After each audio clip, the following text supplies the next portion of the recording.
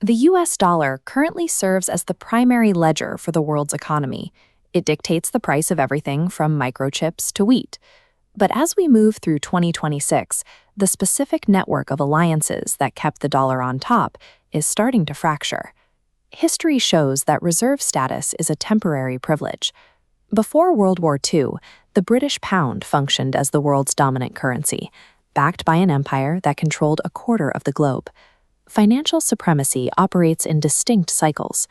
When the British system finally exhausted its reserves, the United States was positioned to absorb that influence and rewrite the rules of international trade.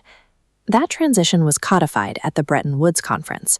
Allied nations gathered in 1944 to establish a new order where they pegged their national wealth directly to the value of the US dollar. The system relied on a physical guarantee.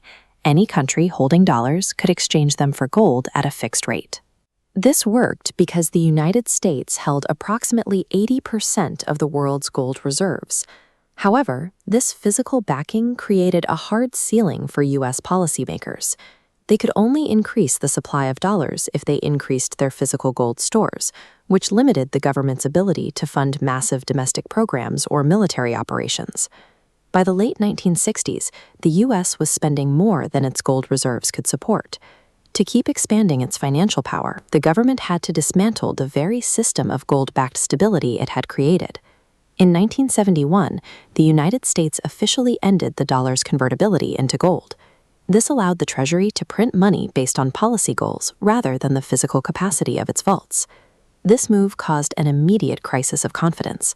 Without a gold guarantee, the dollar's value began to fluctuate, and international partners grew wary of holding a currency backed by nothing but a government's promise. To restore the dollar's necessity, the U.S. turned to the most critical commodity in the industrial world, oil. They needed a new anchor that every nation was forced to buy. The solution arrived through an agreement with Saudi Arabia. The Saudi government agreed to price and sell its oil exports exclusively in U.S. dollars, ensuring a constant global demand for American currency. In return for this pricing monopoly, the U.S. provided Saudi Arabia with advanced military hardware and a formal guarantee of protection against regional rivals. By tethering the dollar to the world's primary fuel source, the U.S. tethered the dollar to global survival. The currency was now secured by the necessity of energy and the reach of American naval power. Once the Saudi deal was in place, the rest of the oil-exporting world followed. Selling oil in dollars became the global standard, making the U.S. currency the mandatory middleman for every energy transaction on Earth.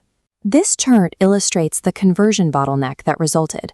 Because oil is sold only in dollars, a nation like Japan or Germany must first sell its own currency to acquire dollars before it can buy the fuel needed to run its economy. These nations then accumulate massive stockpiles of dollars, which they reinvest into U.S. Treasury bonds. This global demand for Treasury bonds allows the U.S. to maintain a military budget that exceeds the next several nations combined. This force, in turn, secures the very trade routes and energy-producing regions that keep the dollar in high demand. This cycle created a self-reinforcing system. Global energy needs provided the U.S. with a massive low-interest credit line, which it used to build the most extensive military and financial infrastructure in history. By 2026, the U.S. began using this mandatory currency network as a tool of geopolitical pressure.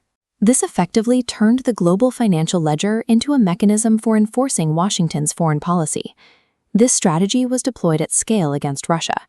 The U.S. and its allies blocked Russian banks from SWIFT, which is the secure messaging system used by over 11,000 financial institutions to move money across borders.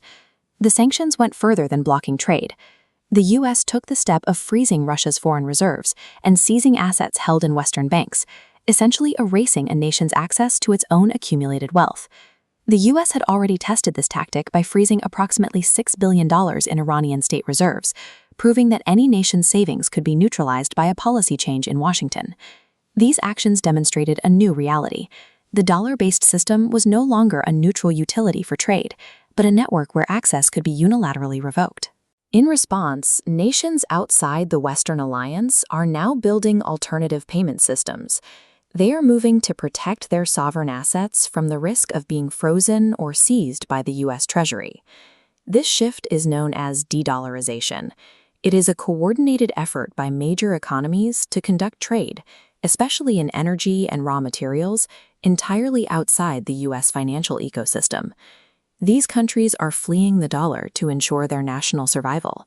If they can trade without using the dollar as a middleman, they effectively remove the U.S. government's ability to sanction their economies. As these independent trade blocs grow, the central question of the next decade is whether the U.S. can adapt its strategy, or if we are watching the final stages of the dollar's era as the world's primary ledger.